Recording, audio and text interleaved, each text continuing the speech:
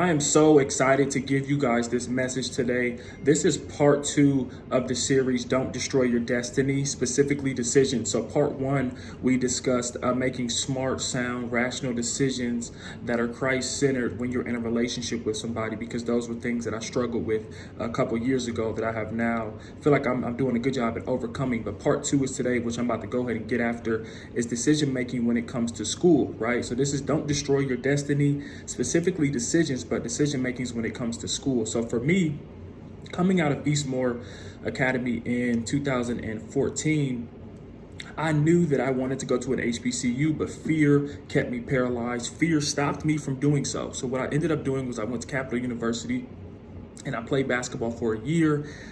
Didn't enjoy it. I mean, my friends were cool, but the basketball team and everything else about school I hated. So I ended up leaving Capital my freshman year because I was just like, I can't keep living for my parents. My people wanted me to stay close to home. I'm like, I cannot keep doing this. I have to do something for me. So I left Capital, went to Columbus State for a semester, and that was just to kind of build up some more courage, kind of still stay close to home, make my parents happy, but still do something different. So my excuse was I'm going to save some money and then leave, whatever. Went to Columbus State. My grades were horrible. Wasn't going to most classes. I was doing all right, but I wasn't really into it because I knew I wanted to go down south to a big HBCU, preferably Morehouse or something along those lines. And so I finally mustered up the courage to tell my parents that I'm going down south to North Carolina A&T State University, NCAT. Can I get an ag geek pride? Okay, that was bad. Sorry. I need more people around me when I do it. And so I left Columbus State, went there for a semester, and I went to A&T for the fall semester of 2016. And so, or the fall semester of 2016, I believe. I forgot the exact date, but this was a few years ago. And so I'm down there for a year in totality, 2 semesters, which is a college year in totality. And I was not truly fulfilled unless I could get off the campus and go into the community in Greensboro and in surrounding cities and speak and do workshops and work with different groups. That was what was fulfilling to me. I mean, the campus was cool. I enjoyed the HBCU experience and I met some wonderful people. But what I realized is that God had more for me to do, right? And that me being in that formal education environment during those years was not necessarily his plan for my life. Yes, it helped me build up courage when I left and went down there to school because I went against what everybody was like. My parents, they didn't really want me to do it. My mom specifically, she was like, what are you doing? Like, this is going to be much more expensive. You're tripping, like you're making an irrational decision. But in a sense, I had to show them that I could do this and that I do believe in myself and I believe in God's plan for my life. So I went down there and I believe everything happens for a reason. There are no coincidences. So I went down there and like I said, I was not really fulfilled until I could get off the campus. And I began getting this thought like, well, what if I was doing this full time? What if I was speaking, working with different schools, different organizations? What if I was teaching, doing workshops full time? And so I was with a girl at the time. And of course, when I mentioned it to her, she wasn't feeling it. She wasn't feeling it. She wasn't really supporting the idea because she's like, you need to go the educational route to get to where you want to get to. Like, education is the key. And in my opinion, not everybody needs education to be successful, right? And especially when God has a calling on your life, specifically when it's like in ministry or something, that degree really doesn't mean much a lot of times, in my opinion. And so my girl at the time, this is like 2016, she wasn't really supporting it. I think my friends could kind of tell that I wasn't really feeling it all like that because I wasn't really too social. I was really just reading my own personal books instead of really reading like my textbooks that I was supposed to be studying. I was reading a book on Made in America, the book on Sam Walton, the guy who created Walmart. I was just reading books about business and ownership and entrepreneurship and having your own. And I'm like, what am I doing? Right? I'm wasting this money and I'm wasting my time being here. And I'm like, this is altering my destiny. Because if I stay here, I'm not going to be happy and I'm not going to be able to do as much of God's work in the community as I'm supposed to be doing. And so I remember walking through the caf, talking to my sister on the phone. I have my headphones plugged in and I'm going to each station, filling my plate up. And I'm telling her, like, listen, I want to tell mom that I want to leave school. And my sister told me, like, I support you, Nate. If this is something that you really believe in, then you're going to have to do it. You're going to have to muster up the courage to make that decision to leave the school that you left Columbus for, that you drove your hoopty 6.5 hours for, that you packed up everything you had and went down there for, that you barely made it into the business program because your grades were so bad, leaving Columbus State for that school. Your dream HBCU, you are now going to have to leave because God is telling me that my time here has expired. Now, when it comes to us making these decisions, it's very, very, very, very tough. And what you're going to realize is that when you're making decisions that involve your destiny, and specifically with school, like when I dropped out of school, it's a tough decision because you're going against the grain of what a lot of people feel is necessary for success in this country, right? And I had already made a big ruckus and made a big scene about me getting down south to A&T, but I knew that God had more for me.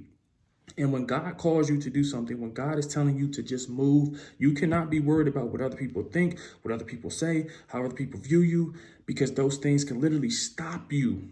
And you're literally destroying your destiny based on that one decision. So the decision of me leaving school, it was a tough one. But the icing on the cake was when my pops had died in April. So I was down there for a year, like I told y'all earlier, 2 semesters. My pops had died in April of 2016, April 9th specifically, that's a Saturday. And I knew at that point that I needed to get back into my city and build there. Build with churches, build with the community, build with schools, speak, do workshops, do as much as I could in Columbus, and then branch out. Because I was only really fulfilled when I'm able to do this work. That's how you know something is for you.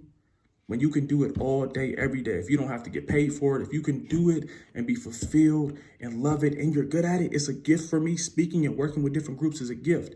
And so once you identify that gift, when the Bible tells us that your gift will make room, it's truth. Like there's no lies in that. That is 100% truth.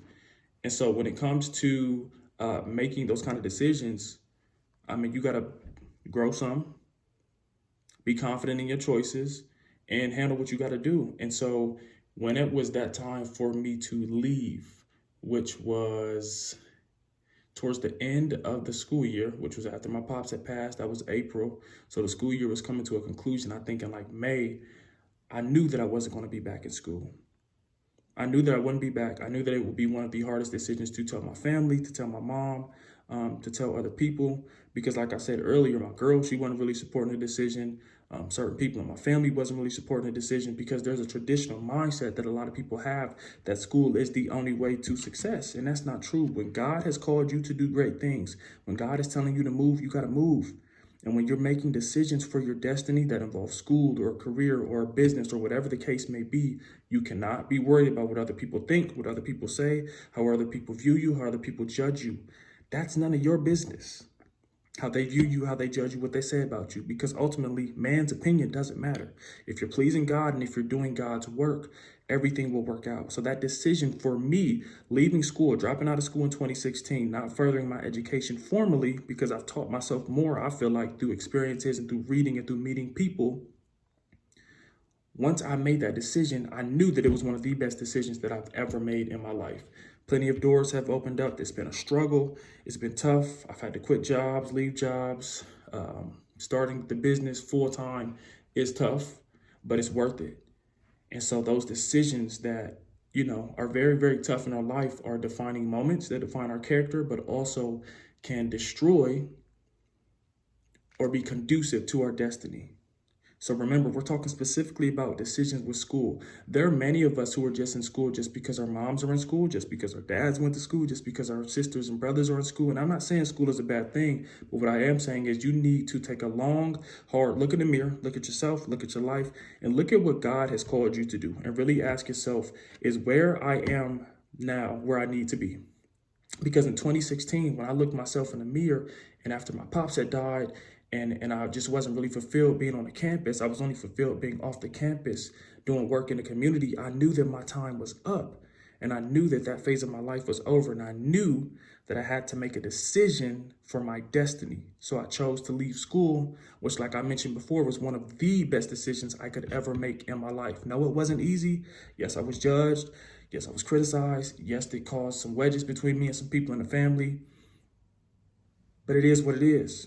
Because when God calls you to do something, when he has great work scheduled for your life, whether it's ministry, whether you're preaching, teaching, evangelizing, praying for people, whatever it is, you will not please everybody. You cannot please everybody. Do not be a people pleaser.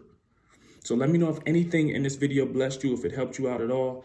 My Instagram is Nate, Natejameson, Speaks, Speaks. My Twitter is Speak, Speak, Nate, NateSpeak. And Snapchat is NJJameson. Let me know if anything in this video connected with you, if it helped you. If it did not, it is what it is. Subscribe to my YouTube channel at Nate Jameson Speaks, NateJameson, Speaks.